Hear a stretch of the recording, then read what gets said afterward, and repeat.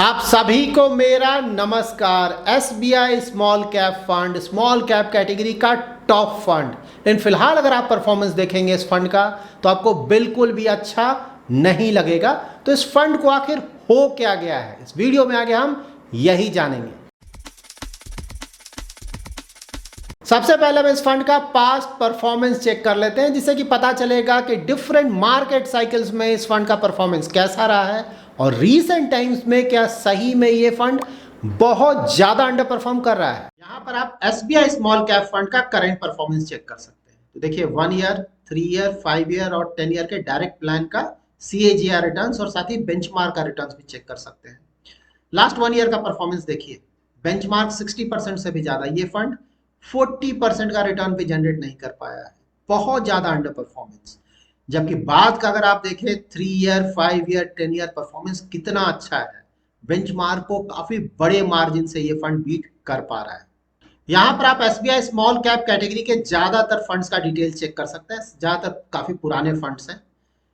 तो like Nippon small cap का जब हमने रिव्यू किया था वहां भी आपको बताया था, फिलहाल सिर्फ 2 मेजर फंड्स ही हैं जो कि अपने बेंचमार्क को बीट कर पा रहे हैं। एक है बंधन और दूसरा है क्वांट का स्मॉल कैप।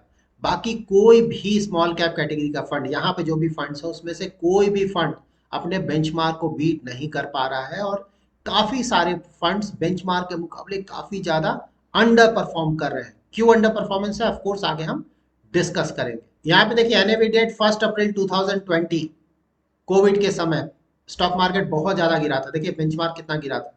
ये फंड रिलेटिवली काफी कम गिरा था। काफी अच्छा डाउनसाइड प्रोटेक्शन इस फंड ने प्रोवाइड किया था। उसी तरह से 3 ईयर, 5 ईयर और 10 ईयर का भी रिटर्न्स अगर आप देखें तो बेंचमार्क के मुकाबले बहुत अच्छा रिटर्न्स था। यहाँ पे देखिए 31 दिसंबर 2019, यहाँ पे भी देखिए बेंचमार्क के मुकाबले अगर आप परफॉर्मेंस देखेंगे तो फंड का परफॉर्मेंस आपको बहुत अच्छा लगेगा। बेंचमार्क को बहुत बड़े मार्जिन से थ्रू आउट इस फंड ने बीट किया है। नाम जान लेते हैं कि ये टॉप क्लास का फंड अचानक इतना ज्यादा अंडर परफॉर्म कैसे करने लगा। तो उसके लिए हम इस फंड के कुछ और डिटेल्स को चेक करेंगे। लाइक फंड का इन्वेस्टमेंट स्टाइल कैसा है, फिलहाल मार्केट कैप एलोकेशन कैसा है, कैश में किस तरह का एलोकेशन है, किस तरह के स्टॉक्स में इन्वेस्टमेंट है, सेक्टर्स में इन्वेस्टमेंट है। तो ये सारे डिटेल्स हम कहाँ से चेक करेंगे इस स्कीम के फैक्ट सीट से। किसी भी म्यूचुअल फंड कंपनी के स्कीम्स का अगर आपको डिटेल चेक करना है तो उस कंपनी के वेबसाइट पे जाएं, वहां से आप फैक्ट सीट डाउनलोड करें, वहां पे सारे स्कीम्स के डिटेल्स आपको मिल जाएंगे। यहाँ पर आप एसबीआई स्मॉल कैप फंड के डिटेल्स चेक कर सकते हैं। फंड डिटेल से स्टार्ट करते हैं। देखिए ये फंड 2009 में लॉन्च हुआ था, बहुत पुराना फंड है। AUM चेक कीजिए 24,000 करोड़ से भी ज्यादा। तो AUM भी स्मॉल कैप कैटेगरी के लिए बहुत बड़ा AUM है। फंड मैनेजर देखिए मिस्टर श्रीनिवासन 2013 से इस फंड को मैनेज कर रहे हैं और इन्हें 30 ईयर से भी ज्यादा का एक्सपीरियंस है। पोर्टफोलियो टर्नओवर में देखिए इक्विटी टर्नओवर 0.12, मतलब कि बाय एंड होल्ड स्ट्रेटजी को फॉलो करते हैं, ज्यादा बाय एंड सेल नहीं करते हैं। ऑल्दो टोटल टर्नओवर अगर आप देखेंगे तो बहुत ज्यादा है, लेकिन वो इसलिए ज्यादा है क्योंकि यहाँ देखिए डेरिवेटिव्स का टर्नओवर बहुत ज्यादा होता है, इसीलिए। यहाँ पे देखिए इंडस्ट्री एलोकेशन, तो capital goods, consumer durable, financial services और कंज्यूमर सर्विसेज में इनका काफी बड़ा एलोकेशन है। यहाँ पे देखिए एसेट एलोकेशन, तो एसेट एलोकेशन में स्मॉल कैप कैटेगरी का फंड है, इन्हें एटलीस्ट 65% अपने टोटल एसेट का स्मॉल कैप के स्टॉक्स में इन्वेस्ट करना होता है। तो यहाँ पे इन्होंने 75% से भी ज्यादा का इन्वेस्टमेंट किया हुआ है स्मॉल कैप के स्टॉक्स में। मिड कैप में 8.3% का एक्सपोजर है। सबसे ज्यादा इंटरेस्टिंग है इनका कैश और कैश इक्विवेलेंट, 9.28% इन्होंने कैश या कैश इक्विवेलेंट में रखा हुआ है। फंड में लार्ज कैप के स्टॉक्स में इन्वेस्टमेंट नहीं किया गया है। तो जब स्टॉक मार्केट गिरेगा, खासकर मिड कैप और स्मॉल कैप के स्टॉक्स, तो ये फंड भी बहुत ज्यादा गिरेगा। लेकिन बेस्ट पार्ट ये है कि कैश में इन्होंने काफी बड़ा एलोकेशन रखा है। तो जब मार्केट गिरेगा तो ये अच्छे वैल्यूएशन पे अपना इन्वेस्टमेंट कर पाएंगे, जो कि मिड टू लॉन्ग टर्म में इस फंड के परफॉर्मेंस को इंप्रूव करने में मदद करेगा। अभी हमने एसबीआई स्मॉल कैप फंड का जो डिटेल्स चेक किया है उससे हमें क्या पता चलता है। नंबर 1, परफॉर्मेंस वाइज ये फंड बहुत अच्छा फंड है। पास्ट में डिफरेंट मार्केट साइकिल्स में भी अगर आप परफॉर्मेंस देखें, मार्केट ऊपर हो नीचे हो, सभी मार्केट कंडीशंस में परफॉर्मेंस लॉन्ग टर्म का बहुत अच्छा रहा है। लेकिन हाँ, रीसेंट टाइम्स देखें, खासकर लास्ट 1 ईयर, तो परफॉर्मेंस बिल्कुल भी अच्छा नहीं रहा है। नंबर 2, इस फंड का भी बहुत बड़ा हो गया है। हाँ, Nippon India small cap fund के मुकाबले अभी भी बहुत छोटा है, लेकिन स्मॉल कैप कैटेगरी के दूसरे फंड्स को देखें तो यहाँ पे इस फंड का भी AUM बहुत बड़ा हो गया और इसीलिए काफ़ी पहले ही इस फंड ने लमसम लेना बंद कर दिया है। नाम जान लेते हैं कि SBI small cap fund recent times में इतना ज़्यादा अंडर परफॉर्म क्यों कर रहा है।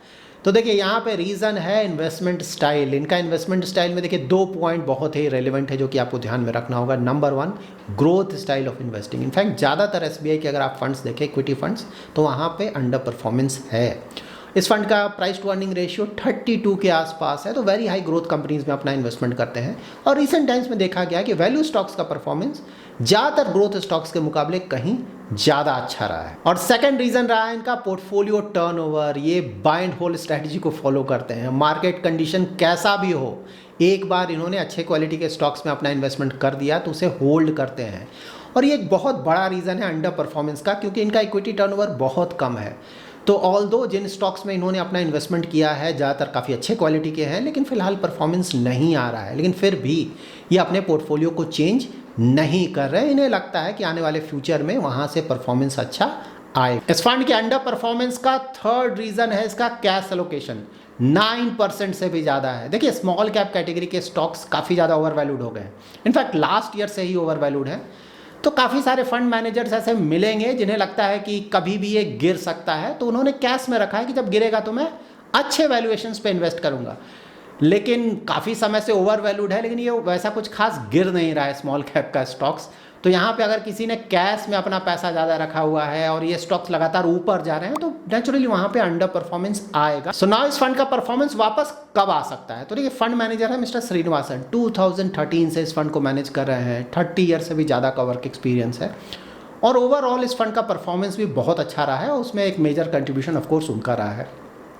तो देखिए ग्रोथ स्टाइल ऑफ इन्वेस्टिंग है, मैंने कई बार रिपीट किया है इनफैक्ट कि इंटरेस्ट रेट्स अभी हाई हैं, तो ऐसे सिनेरियो में जनरली वैल्यू स्टॉक्स का परफॉर्मेंस ज़्यादा अच्छा होता है। जब ये इंटरेस्ट रेट कम होने लगेंगे तो ग्रोथ स्टॉक्स का परफॉर्मेंस वापस आएगा।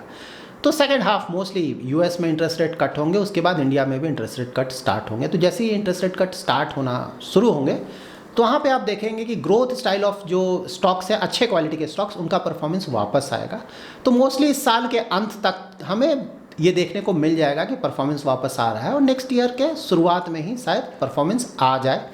तो आइडियली ऐसा लगता है कि रफली अबाउट 1 साल का और टाइम देना चाहिए। अगर उससे पहले आ जाए तो काफ़ी अच्छा है, बट हाँ 1 साल में परफॉर्मेंस वापस आ जाना चाहिए। अगर उसके बाद भी वापस नहीं आता है तब तो ऑफकोर्स हमें कॉल लेना चाहिए कि इस फंड के साथ हमें क्या करना है। So that's it in this video. अगर आप phronesis investor academy YouTube channel के सब्सक्राइबर हैं और आपका कोई इन्वेस्टमेंट रिलेटेड क्वेरी है तो एवरी सैटरडे शाम को मैं 7:30 to 8:30 PM यूट्यूब पे लाइव आता हूँ, वहाँ पे आप अपना क्वेरी पूछ सकते हैं। Thanks lot for watching.